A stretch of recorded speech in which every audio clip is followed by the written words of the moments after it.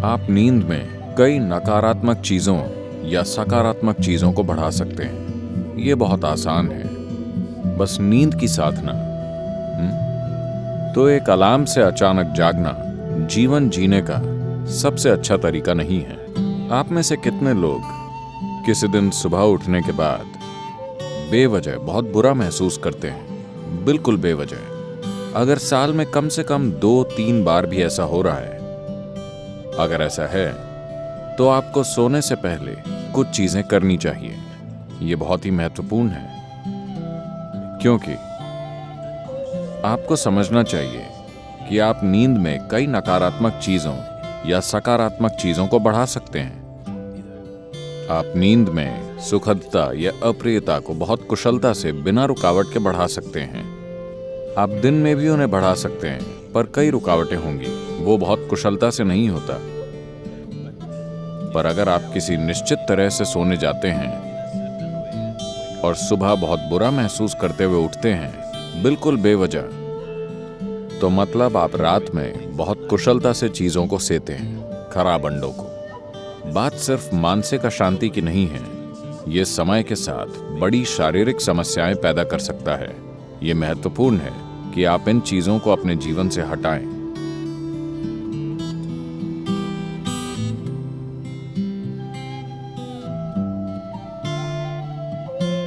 तो रात को सोने से पहले आपको कुछ चीजों का ध्यान रखना चाहिए।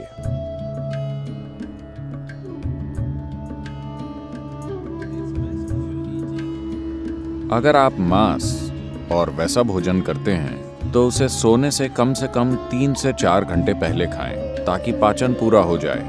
सोने से पहले थोड़ा पानी पीकर सोने जाएं। आप देखेंगे कि इसी से वो ठीक हो जाएगा। एक आसान चीज की जा सकती है, वो है स्नान। हमेशा सोने से पहले नहाएं, इससे काफी फर्क पड़ता है। इस मौसम में ठंडे पानी से नहाना मुश्किल हो सकता है, तो आप गुनगुने पानी से नहाएं। रात को गर्म पानी से न नहाएं, गुनगुना पानी लें। यह आपको सजग बनाता है। आप सोचेंगे, अरे मैं सो नहीं पाऊंगा। कोई फर्क नहीं पड़ता। आप 15-20 मिनट या आधे घंटे बाद सोएंगे, मगर नींद बेहतर आएगी, क्योंकि इससे कुछ चीजें हट जाएंगी। जब आप नहाते हैं तब सिर्फ त्वचा की गंदगी नहीं हटती। क्या आपने देखा है, जब आप बहुत तनाव और चिंता में होते हैं तब सिर्फ नहाने से ऐसा लगता है मानो बोझ लगभग उतर गया हो। क्या आपने ये नहीं देखा है? तो ये सिर्फ त्वचा की सफाई नहीं है, पानी के शरीर पर गिरने से बहुत सारी चीजें होती हैं। स्नान एक बहुत बुनियादी भूत शुद्धि है, क्योंकि आपका शरीर 70% से अधिक पानी है। अगर आप उस पर पानी गिराएं तो एक तरह का शुद्धिकरण होता है, जो त्वचा की सफाई से परे है। एक और चीज अगर आप करना चाहें, आप बस एक जैविक तेल का दिया जला लें, रुई की बाती और कोई भी तेल। यहाँ आप क्या इस्तेमाल करते हैं? साधारण खाने का तेल, linseed oil, rice bran oil या तिल का तेल। आपके पास क्या है?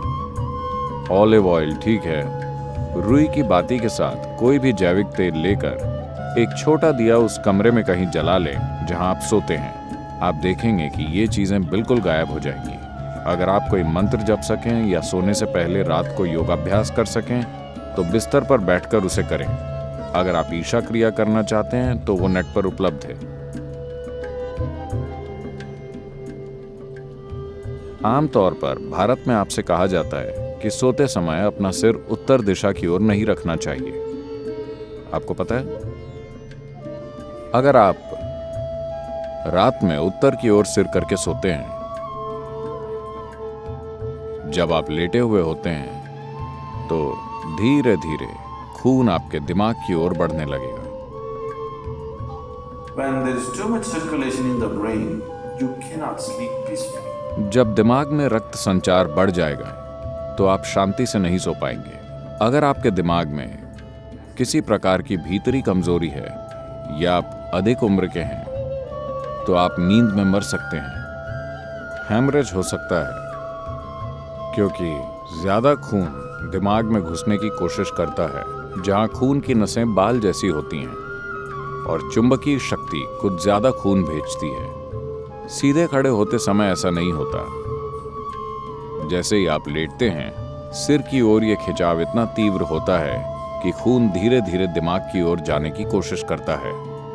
तो इससे बचने के लिए यह सिर्फ उत्तरी गोलार्ध के लिए है। अगर आप ऑस्ट्रेलिया जाएं, तो आपको सिर दक्षिण की ओर नहीं करना चाहिए। अगर आप भारत में हैं, तो आपको सिर उत्तर की ओर नहीं रखना चाहिए। आप उसे और किसी भी तरह रख सकते हैं, वो ठीक है। इसे अपने मन में रखें कि आप सच में नाशवान हैं, ठीक है? सिर्फ शब्दों में नहीं, सच में। आप अभी मर सकते हैं। आप युवा हों या बूढ़े, कोई फर्क नहीं पड़ता। आप अभी मर सकते हैं, हाँ या ना? सोने से पहले बिस्तर पर बैठकर सोचें कि यह आपकी मृत्यु शैया है।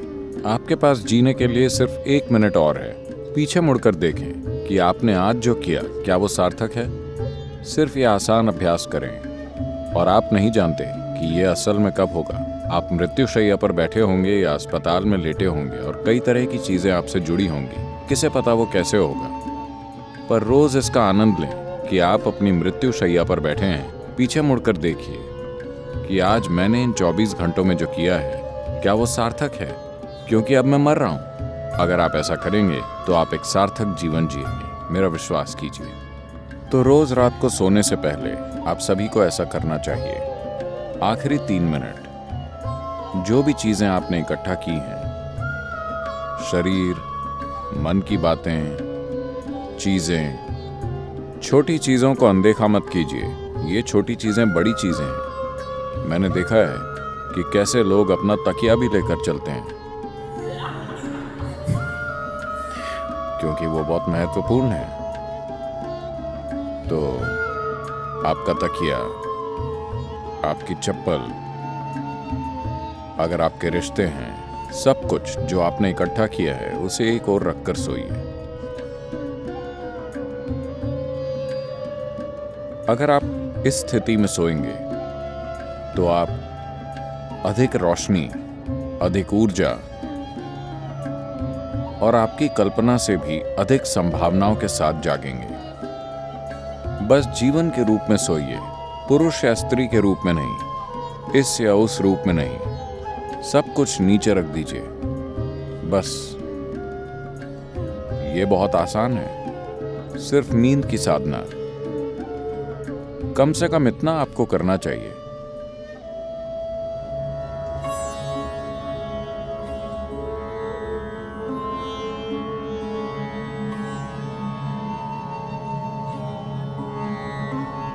तो आप जैसी ध्वनियों में जागते हैं, वो कई रूपों में आपके दिन की प्रकृति और आपके जीवन का भविष्य तय करेंगी।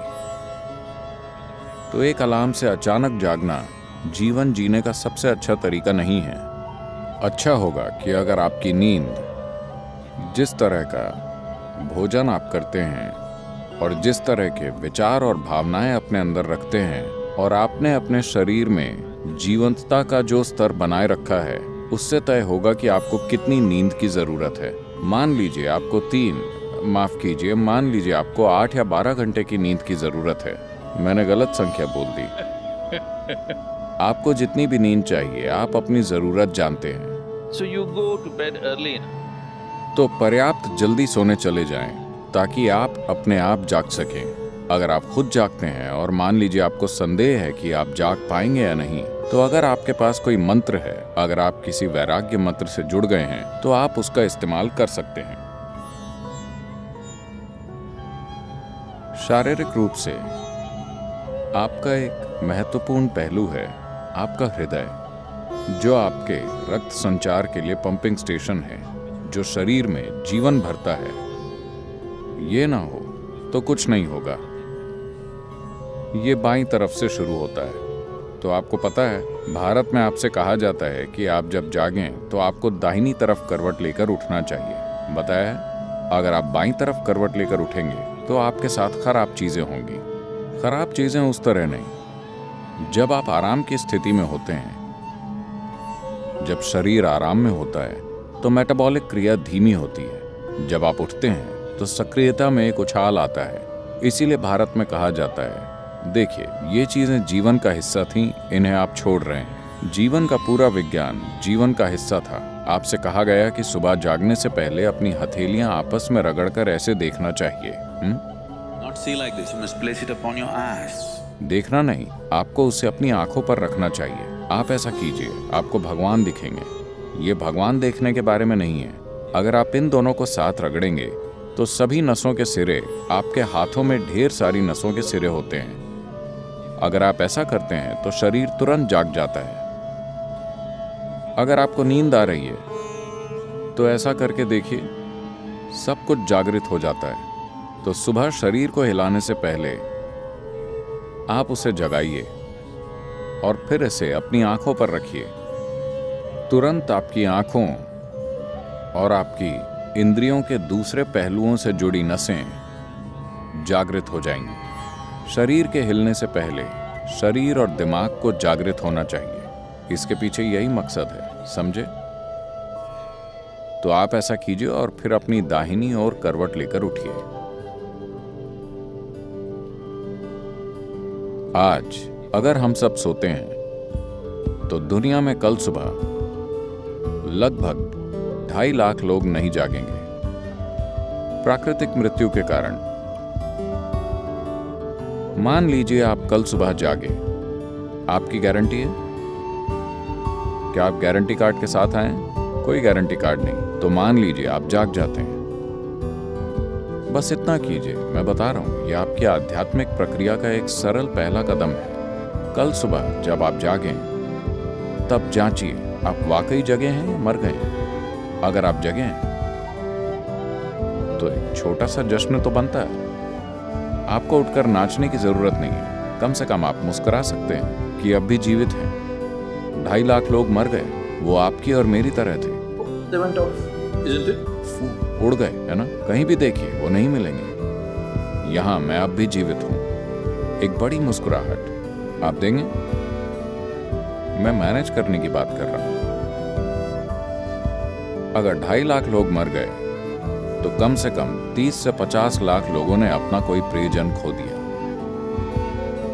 आप उन 3, 4, 5 लोगों को देखिए जो आपके लिए मायने रखते हैं, वो सभी आज जिंदा हैं। एक और बड़ी मुस्कुराहट देंगे या नहीं? जिंदा।